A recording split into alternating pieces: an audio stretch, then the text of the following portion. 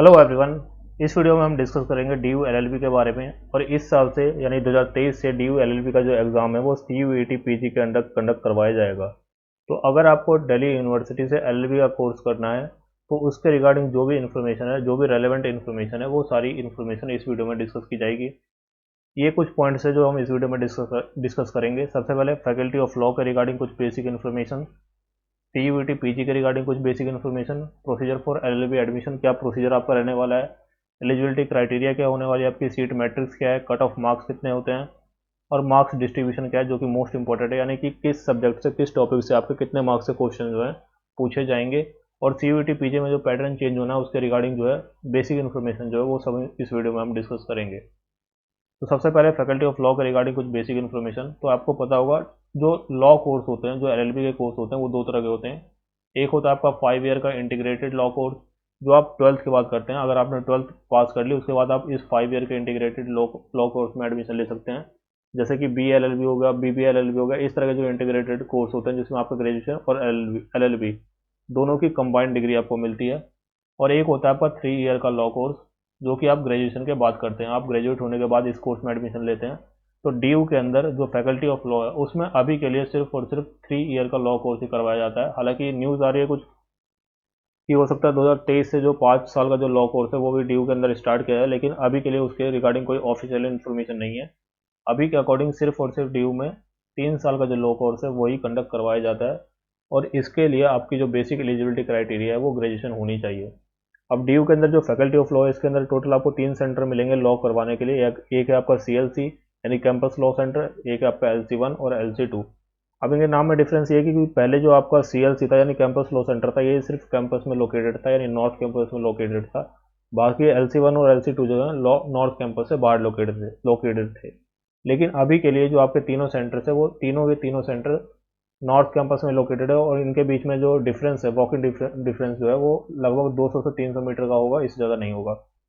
बाकी क्या डिफरेंस है इसमें, टाइमिंग का डिफरेंस आप देख सकते हैं। जो आपकी सीएलसी की क्लासेज है वो सुबह 8:30 बजे से स्टार्ट हो जाती हैं और लगभग 3:30 बजे तक, 4 बजे तक ये जो क्लासेज आपकी चलती हैं।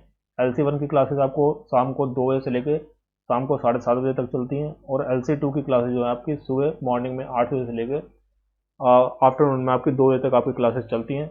जो आपकी सीएलसी जो है वो पुरानी बिल्डिंग में सिचुएटेड है, यानी कि जो आपका मेन प्रेमाइसिस है, जो ओल्ड बिल्डिंग है उसमें सिचुएटेड है। बाकी एलसी 1 और एलसी 2 जो आपका एक ही बिल्डिंग में इनकी क्लासेस चलती है, जो कि उमंग भवन, जो कि नॉर्थ कैंपस में ही लोकेटेड है। तो ये आपका डिफरेंस है। इसके अकॉर्डिंग आप डिसाइड कर सकते हैं कि आपको किस सेंटर में एडमिशन लेना है। जनरली जो कट ऑफ है वो सीएलसी की हाई जाती है क्योंकि थोड़ी ब्रांड वैल्यू ज़्यादा है, लेकिन ज़्यादा कुछ डिफरेंस नहीं है, आप किसी भी सेंटर में इजीली एडमिशन ले सकते हैं। अब देखो, 2022 तक जो एलएलबी के एडमिशन होते थे वो होते थे डीयूईटी से, यानी कि दिल्ली यूनिवर्सिटी एंट्रेंस टेस्ट। लेकिन इस साल से यानी 2023 से जो आपके डीयू के अंदर जितने भी पीजी कोर्सेज हैं उन सभी के एडमिशन जो है सीयूईटी पीजी के थ्रू होंगे। और इसके रिगार्डिंग डीयू ने एक अलग से नोटिफिकेशन भी रिलीज किया हुआ है। आपको पता होगा 2022 में भी जो आपके यूजी कोर्सेज है डीयू के अंदर उन सभी के एडमिशन सीयूईटी के थ्रू ही हुए थे, लेकिन जो पीजी के एडमिशन थे वो डीयूईटी के थ्रू हुए थे। लेकिन इस साल से 2023 से आपके यूजी के जितने भी कोर्सेज है और पीजी के जितने कोर्सेज है सभी के एडमिशन आपके सीयूईटी के थ्रू ही कंडक्ट होंगे। और जो सीयूईटी की डेट्स हैं वो भी डिक्लेयर कर दी गई हैं, यानी रिलीज कर दी गई हैं कि कब आपके जो ये एग्जामिनेशन है वो होने वाले हैं। तो ये आप देख सकते हैं, ये यूजीसी के द्वारा जारी किया गया नोटिफिकेशन है। आपको शायद इसमें क्लियरली विजिबल ना हो यहाँ पे आप ट्वीट भी देख सकते हैं जो यूजीसी के चेयरमैन उनके द्वारा, कि आपके जो सीयूईटी पीजी हैं उनके एग्जामिनेशन 1 से लेकर 10 जून के बीच में कंडक्ट करवाए जाएंगे। और आपके जो एप्लीकेशन प्रोसेस है, यानी कि आपका फॉर्म जो है वो मिड मार्च तक रिलीज़ कर दिया जाएगा। तो आपका जो डी एलएलबी का जो फॉर्म आपका है वो मिड मार्च तक आपका आ जाएगा। और आपका जो डी एलएलबी का एग्जामिनेशन है वो आपका 1 से लेकर 10 जून के बीच में कभी भी कंडक्ट करवाया जा सकता है। आपका जो रिजल्ट की बात करें तो फर्स्ट वीक ऑफ जुलाई में आपका रिजल्ट डिक्लेयर कर दिया जाएगा और जुलाई एंड तक आपका एडमिशन प्रोसीजर कंप्लीट कर दिया जाएगा। 1 अगस्त से जो आपकी क्लासेज हैं वो स्टार्ट कर दी जाएंगी। अभी के लिए जो टाइम लाइन है वो उसके अकॉर्डिंग ये सारी चीज़ मैं आपको बता रहा हूँ, तो ये आपको ध्यान में रखना है। प्रोसीजर की बात करें तो आपका जो प्रोसीजर है वो मेरिट बेस्ड होगा, यानी कि एंट्रेंस एग्जाम होगा आपका, उसमें जो आपके मार्क्स आएंगे उसके बेस पे आपको मेरिट बनेगी और उसी के अकॉर्डिंग आपके एडमिशन होंगे। और जो आपका एंट्रेंस टेस्ट है वो सीयूईटी के थ्रू कंडक्ट करवाया जाएगा। टेस्ट आपका ऑनलाइन होगा, यानी कि सीबीटी मोड में होगा। सीबीटी मोड का मतलब है कंप्यूटर बेस्ड टेस्ट। यानी कि आपको कंप्यूटर के आगे आपको एमसीक्यू क्वेश्चंस आएंगे और उसके ऊपर आपको टेस्ट देना होगा। टेस्ट आपका 2 घंटे का होगा और इसके अंदर टोटल आपके 100 क्वेश्चन पूछे जाएंगे। जितने भी आप करेक्ट क्वेश्चंस करेंगे उसके लिए आपको +4 मार्क्स दिए जाएंगे। अगर आप कोई क्वेश्चन गलत करते हैं तो आपके लिए -1 का प्रोविजन यानी कि नेगेटिव मार्किंग यहाँ पे होगी। अगर उस क्वेश्चन को आप अटेम्प्ट नहीं करते तो उसमें आपको 0 यहाँ पे मिलेगा। तो टोटल आपके 400 नंबर का एग्जाम होगा। इस 400 नंबर में जितने भी मार्क्स आप स्कोर करेंगे उसमें से आपकी मेरिट लिस्ट बनेगी और उसी के अकॉर्डिंग आपको एडमिशन दिया जाएगा। अब एक क्वेश्चन स्टूडेंट का आता है मीडियम के रिगार्डिंग। तो आपका जो एंट्रेंस का मीडियम होगा वो सिर्फ और सिर्फ इंग्लिश होगा, यानी सिर्फ और सिर्फ इंग्लिश मीडियम में आपके क्वेश्चन पेपर पे क्वेश्चन जो है वो शो होंगे और उसी में आपको आंसर्स देने होंगे। ठीक है, तो ये आपको ध्यान रखना है। इसके अलावा अगर फैकल्टी के अंदर की बात करें तो फैकल्टी के अंदर जो आपको कोर्स मटेरियल दिया जाता है वो भी सिर्फ और सिर्फ इंग्लिश में दिया जाएगा। लेकिन जो टीचर पढ़ाएंगे वो जनरली इंग्लिश में पढ़ाएंगे। आपका जो लिखने का काम होगा वो सारा इंग्लिश में होगा, लेकिन समझाने के टाइम टीचर्स कोशिश करते हैं वहाँ पे कि कुछ कुछ वर्ड्स आपको हिंदी में भी समझाया जाए। इसके अलावा जो आपके एग्जामिनेशन होंगे उसमें आपको ऑप्शन मिलेगा कि आप हिंदी में जाए तो हिंदी में आपके एग्जाम्स लिख दें। ये एग्जामिनेशन में सेमेस्टर एग्जामिनेशन की बात कर रहा हूँ कि सेमेस्टर एग्जामिनेशन में आपके पास ऑप्शन होगा आप हिंदी में या इंग्लिश में दोनों में से किसी भी मीडियम में वहाँ पे एग्ज़ाम लिख सकते हैं। तो जो हिंदी मीडियम वाले स्टूडेंट्स हैं उनके लिए यहाँ पे अपॉर्चुनिटी है। अगर आप चाहें तो एग्ज़ाम्स जो आपके सेमेस्टर वाले वो हिंदी में दे सकते हैं, लेकिन आपका जो एंट्रेंस एग्ज़ाम होगा और जो आपका मीडियम ऑफ इंस्ट्रक्शन होगा वो सिर्फ और सिर्फ इंग्लिश ही होगा। इसके अलावा एलिजिबिलिटी क्राइटेरिया की बात करें तो आपको ग्रेजुएट होना है या फिर पोस्ट ग्रेजुएशन की डिग्री आपके पास होनी चाहिए, चाहे वो ड्यू की हो या फिर किसी और रिकोगनाइज यूनिवर्सिटी की। कोई इशू यहाँ पे नहीं है। अगर आपने ओपन से ग्रेजुएशन कर रखे तो भी आप एडमिशन ले सकते हैं, कोई इशू यहाँ पे नहीं है। इसके अलावा जो स्टूडेंट फाइनल जो आपकी क्वालिफाइंग डिग्री एग्जामिनेशन आपके फाइनल ईयर में, यानी अगर आप ग्रेजुएशन के फाइनल ईयर में हैं तो भी आप अप्लाई कर सकते हैं, कोई इशू नहीं है। इसके अलावा 2 यहाँ पे कंडीशन और दी गई है कि अगर आपने पहले से ड्यू से LLB कर रखी है किसी और यूनिवर्सिटी से LLB कर रखी है तो आप दोबारा से एडमिशन नहीं ले सकते। आप परसेंटेज कितनी चाहिए आपको ग्रेजुएशन में, तो आप अनरिजर्व कैटेगरी से तो 50% आपके मार्क्स होने चाहिए। OBC CW या PWBD कैटेगरी से हैं तो 45% मार्क्स आपके होने चाहिए। SC ST कैटेगरी से हैं तो आपके 40% मार्क्स होने चाहिए। फीस की बात करें तो 1 साल की आपकी फ़ीस होगी 4,926 रुपये जनरल स्टूडेंट्स के लिए, यानी कि PWD के अलावा बाकी सभी स्टूडेंट्स के लिए, और PWD स्टूडेंट्स के लिए होंगी 1,232 रुपये। सीट मैट्रिक्स की बात करें तो टोटल आपके 2,888 सीट्स हैं और इसमें अगर आप PWD CW और फॉरेन नेशनल्स को ऐड कर लें तो टोटल सीट्स आपकी 3,465 के आसपास हो जाती हैं। तो काफ़ी ज़्यादा सीट्स हैं यहाँ पे, तो ईजिली आप एडमिशन ले सकते हैं।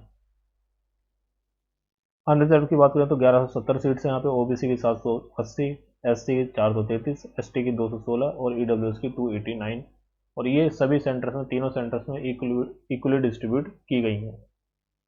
कट ऑफ मार्क्स की बात करें तो 2019 में आपकी जो कट ऑफ थी वो जनरल की थी 222, ये फर्स्ट कट ऑफ की मैं बात कर रहा हूँ। OBC की थी 169, EWS 189, SC 149 और ST 102।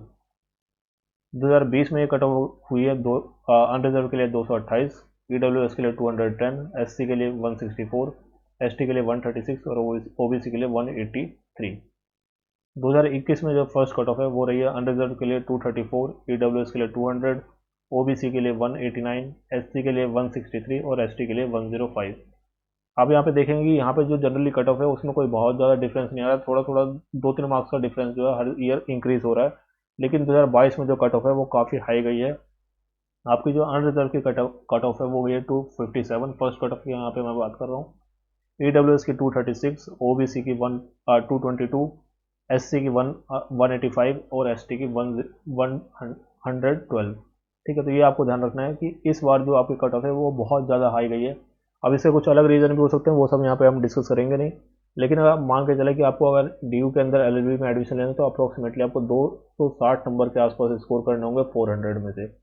अब यहाँ पे एक क्वेश्चन यहाँ पे ये भी है कि CUET के अंदर इस बार एग्ज़ाम होंगे तो एग्ज़ाम का पैटर्न क्या होगा, किस टॉपिक से कितने मार्क्स पूछे जाएंगे, लेवल ऑफ डिफ़िकल्टी क्या होगा, उन सब चीज़ों पे भी डिपेंड करेगा कि कितने मार्क्स कितने कट ऑफ यहाँ पे जाते हैं। लेकिन अप्रोक्सीमेटली आप मान के चले कि 260 के आसपास आपको स्कोर करना पड़ेगा एडमिशन लेने के लिए DU के अंदर।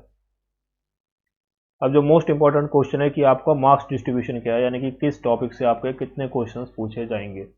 तो देखो अभी के लिए जो DU के अंदर इस 2022 तक जो पैटर्न चलता था उसमें आपके 100 क्वेश्चन होते थे ऑब्जेक्टिव, और इसमें इन टॉपिक से आपके क्वेश्चन पूछे जाते थे: English language and comprehension, analytical ability, general knowledge, legal awareness and aptitude. अब इसमें ऐसा नहीं है कि इन सभी टॉपिक से आपके इक्वल अमाउंट ऑफ क्वेश्चन पूछा जाता है, इक्वल वेटेज इनका नहीं था। जनरली क्या होता था, इंग्लिश की बात करें तो इंग्लिश में सिर्फ एक ऐसे पूछा जाता था, यानी कि एक ऐसे दिया जाता था, उसमें 5 MCQ क्वेश्चन आपके होते थे। ये 5 क्वेश्चन जो है इससे आते थे जनरली। इसके अलावा एनालिटिकल एबिलिटी, यानी कि इसमें मैथ और रीजनिंग को आप ऐड कर लें तो इसमें जनरली 5 से 10 क्वेश्चन इसके होते थे। जनरल नॉलेज, इसी के अंदर आप करंट अफेयर भी ऐड कर लें तो इसके 20 क्वेश्चन होते थे, 20 से 25 क्वेश्चन इसके होते थे। और बाकी जो बचे हुए क्वेश्चन थे 60 से 65 क्वेश्चन आपके वो लीगल अवेयरनेस और एप्टीट्यूड के अंदर से होते थे। तो यहाँ पे आप देखें तो मैथ, रीजनिंग और इंग्लिश इनकी वेटेज काफ़ी कम है। जीके और लीगल की वेटेज जो है और करंट अफेयर्स की वेटेज जो है वो काफ़ी ज़्यादा है, यानी कि कोई स्टूडेंट अगर चाहे तो सिर्फ इन 2 पोर्शन को ठीक से कंप्लीट करके आराम से जो एग्ज़ाम है उसको क्वालिफाई कर सकता है। बाकी अगर ऐसे की बात करें तो इसमें आपको बहुत कुछ ज़्यादा तैयारी करने की ज़रूरत होती नहीं थी, कि ऐसे में जिसके इंग्लिश रीडिंग कैपेसिटी अच्छी है, जो अच्छे से समझ लेता है उसको वो ईजिली कर लेता है। बाकी ऐसा कुछ है नहीं कि आप 1-2 महीने पढ़ के आप इंग्लिश बहुत अच्छी आप इंप्रूव कर लेंगे, तो इसमें कुछ ज़्यादा फर्क पड़ता नहीं था। लेकिन इस साल से जो आपका एडमिशन है वो CUET PG के थ्रू होंगे, और इसके अंदर जो आपका पैटर्न होगा, यानी कि क्या सिलेबस होगा, इसकी रिगार्डिंग अभी कोई भी इन्फॉर्मेशन नहीं है। तो हम यहाँ पे कुछ तुक्के लगाएंगे। जैसे अगर इस 2022 की बात करें तो आपका जो BHU है उसने अपने जो LLB के एग्जामिनेशन है वो CUET PG के थ्रू ही कंडक्ट करवाए थे, और इसमें जो आपका इनका क्वेश्चन पेपर का कोड था वो था PGQP40। ठीक है। अब इस क्वेश्चन पेपर के कोड के अंदर मैथ्स और रीजनिंग के काफ़ी ज़्यादा क्वेश्चन थे और लीगल का पोर्शन काफ़ी कम था। अब यहाँ पे बहुत सारे स्टूडेंट कंफ्यूज रहेंगे कि अब तो LLB का जो क्वेश्चन पेपर है वो ये था, तो हमें लीगल के अलावा जो इंग्लिश की मैथ्स की प्रिपरेशन है या फिर रीजनिंग की प्रिपरेशन है वो ज़्यादा करनी पड़ेगी। तो यहाँ पे आपको 2-3 बातें यहाँ पे समझनी पड़ेंगी। पहली बात तो ये कि BHU के अंदर जो पहले भी एग्ज़ाम होते थे उसमें मैथ्स और रीजनिंग का पोर्शन ज़्यादा होता था और लीगल का पोर्शन कम होता था। लेकिन ड्यू के अंदर आप देख सकते हैं जो लीगल का पोर्शन था और जो जीके वगैरह का पोर्शन था वो काफ़ी ज़्यादा है, और जो इंग्लिश और मैथ्स रीजनिंग का पोर्शन है वो काफ़ी कम है। 10-15 का मार्क्स जो है मैक्सिमम उसके क्वेश्चन आते थे, 10-15 क्वेश्चन मैक्सिमम उससे आते थे। तो अब ये कहना कि इस साल जो ड्यू का क्वेश्चन पेपर है वो यही होगा, तो ऐसा नहीं है।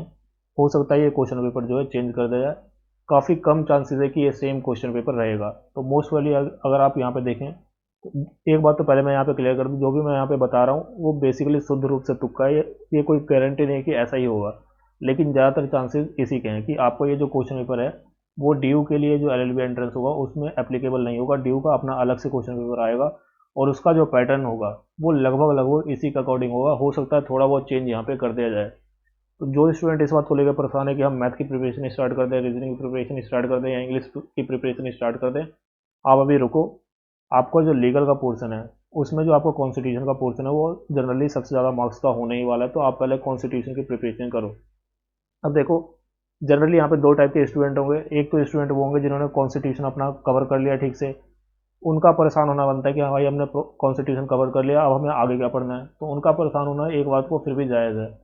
लेकिन मैं गारंटी से कह सकता हूँ कि 95% स्टूडेंट ऐसे हैं अभी जिन्होंने अपना कॉन्स्टिट्यूशन का पोर्शन भी कवर नहीं किया और ये इस बात को लेकर परेशान है कि हम मैथ्स रीजनिंग पढ़ें या ना पढ़ें, इंग्लिश पढ़ें या ना पढ़ें। आप पहले जो मेन पोर्शन है, जो कॉन्स्टिट्यूशन का लीगल का पोर्शन है, लीगल भी छोड़ दो, आप कॉन्स्टिट्यूशन तो आनी ही आनी है, तो कम से कम कॉन्स्टिट्यूशन का पोर्शन आप कवर करो। उसके बाद आप परेशान हो तो समझ में भी आता है कि आपको अपना जो बेसिक था यानी कॉन्स्टिट्यूशन था उसको आपने कवर कर लिया, अब आगे का आपको डिसाइड करना है। ठीक है। तो पहले आप कॉन्स्टिट्यूशन का पोर्शन कवर करो, उसके बाद मोस्ट वाली मिड मार्च के आसपास आपके फॉर्म आने हैं। तो आप मान के चलो कि मार्च आने आने तक आपका जो सिलेबस है उसके रिगार्डिंग कन्फ्यूजन जो दूर हो जाएगा कि किस सिलेबस के अंदर आपके कौन कौन से टॉपिक्स मेंशन किए गए हैं, तो उसका कन्फ्यूजन आपको दूर हो जाएगा। इसके अलावा ये भी कन्फ्यूजन दूर हो जाएगा कि ये जो पेपर कोड है वो BHU और DU का सेम रहने वाला है या अलग अलग रहने वाला है, क्या सिचुएशन है, वो सारी क्लियर हो जाएगी। तो अभी के लिए मेरा सजेशन आपको यही है कि आप मैथ्स, रीजनिंग, इंग्लिश इनको छोड़ दो, बिल्कुल छोड़ दो। अभी आप सिर्फ और सिर्फ कोशिश करो कि आप अपना कॉन्स्टिट्यूशन ठीक से कवर करो। कॉन्स्टिट्यूशन मान लो आपका कवर हो जाता है, उसके बाद आप जीके का जो पोर्शन है उसको कवर करो। किस तरह से कवर करना है वो आगे हम डिस्कस करेंगे। तो यही आपके मेरा सजेशन रहेगा कि अभी आप वेट करो, पहले कॉन्स्टिट्यूशन का पोर्शन कवर करो, अगर कवर हो जाता है तो जीके का पोर्शन कवर करो, और इतना कवर करने में आराम से आपका मार्च का टाइम आ जाएगा और उस समय तक आपके जो जितने भी डाउट्स है रिगार्डिंग इसके क्वेश्चन पेपर के रिगार्डिंग वो क्लियर हो जाएंगे। अब देखो, पहले जो आपका लीगल का सिलेबस था डीयू के अंदर, वो इसमें इतने सारे टॉपिक्स आते थे, लेकिन अभी आप इतने सारे टॉपिक्स कवर मत करो। अभी जो मेन पोर्शन आपका है क्वेश्चन का, जिसमें से आप मान के चलो कि 100 में से 30 to 40% क्वेश्चन जो है आपके कॉन्स्टिट्यूशन से होने ही होने वाले हैं। तो आप पहले कॉन्स्टिट्यूशन का जो पोर्शन है उसको कवर करो। अब कॉन्स्टिट्यूशन का पोर्शन किस तरह से कवर करना है वो मैं अगली वीडियो में डिटेल में डिस्कस करूँगा। किस तरह से आपको पॉलिटी जो है, कॉन्स्टिट्यूशन जो है वो कवर करनी है, किस टॉपिक को किस तरह से पढ़ना है, किस तरह से रिवाइज करना है, किस तरह से आपको लर्न करना है, किस तरह से आपको ट्रिक्स अप्लाई करनी है, वो सारी चीज़ें नेक्स्ट वीडियो में मैं कवर करूँगा। लेकिन अगर आपको टॉपिक्स देखने हैं तो ये टॉपिक्स मैंने यहाँ पे मेंशन कर दिए हैं कि इन टॉपिक्स को आप कवर करो। मोस्टली जो आपके क्वेश्चन है वो इन्हीं टॉपिक्स में से कवर कर दिए जाएंगे, ठीक है। इसके अलावा जिसका कॉन्स्टिट्यूशन कवर हो जाता था वो करंट अफेयर में, यानी कि जो स्टैटिक टॉपिक्स हैं, इन टॉपिक्स को आप कवर करो स्टैटिक के पॉइंट ऑफ व्यू से भी, और जो आपका करंट अफेयर है उसके पॉइंट ऑफ व्यू से भी। बाकी स्टैटिक में ये पोर्शन भी है, साइंस, हिस्ट्री, ज्योग्राफी और इकोनॉमिक्स है, लेकिन ये बहुत ही ब्रॉड टॉपिक्स हैं और इनमें से क्वेश्चन जो है एक दो आते हैं। तो ऐसा नहीं कि आप इनको बहुत डिटेल में कवर करो तो यहाँ पे आप फंस सकते हो, काफ़ी ज़्यादा टाइम यहाँ पे लगेगा। इन टॉपिक्स को आप कवर करो और उसके पहले आप कॉन्स्टिट्यूशन को कवर करो। अब बात करते हैं कि इस चैनल पे आपको क्या प्रोवाइड किया जाएगा। तो इस चैनल पे जो भी आपके कॉन्स्टिट्यूशन से रिलेटेड टॉपिक्स हैं, या आगे जो भी आपके जब सिलेबस क्लियर हो जाएगा तो उसके रिगार्डिंग जो भी टॉपिक्स आएंगे कि सिलेबस में कौन कौन से टॉपिक्स हैं, वो टॉपिक्स आपको इस वीडियो पे, इस चैनल पे कवर करवाए जाएंगे। तो आप चैनल को सब्सक्राइब कर लें। आने वाली वीडियोस में पहले मैं कॉन्स्टिट्यूशन के को किस तरह से कवर करना है वो कवर करेंगे, और उसके बाद टॉपिक वाइज वीडियो आपको प्रोवाइड की जाएंगी। तो अगर आपको DU LLB में एडमिशन लेना तो उसके रिगार्डिंग जितने भी इन्फॉर्मेशन है, जितनी भी आपकी प्रिपरेशन है, वो इसी चैनल पे आपको करवाई जाएगी। तो आप चैनल को सब्सक्राइब कर सकते हैं, बेल आइकन आप प्रेस कर सकते हैं। बाकी आने वाली वीडियोज़ में आप देखेंगे तो आपको अंदाज़ा लग जाएगा किस तरह से आपको प्रिपेयर करना है। अगर आप चाहें तो इंस्टाग्राम पे और टेलीग्राम पे जो चैनल है हमारे, वो उसको आप ज्वाइन कर सकते हैं। उसके रिगार्डिंग टेलीग्राम पे एक ग्रुप भी हम क्रिएट कर दिया है। तो जो भी आपके फ्रेंड्स हैं उनको आप वहाँ पे ऐड कर सकते हैं। जो भी स्टूडेंट DU LLB की प्रिपरेशन कर रहे हैं उनके साथ आप डिस्कस करके अपनी प्रिपरेशन को आगे बढ़ा सकते हैं। बाकी नेक्स्ट वीडियो में सिलेबस के रिगार्डिंग कॉन्स्टिट्यूशन को किस तरह से कवर करना है वो सारी चीज़ें हम कवर करेंगे। For the time being that's the end of the video. Thank you.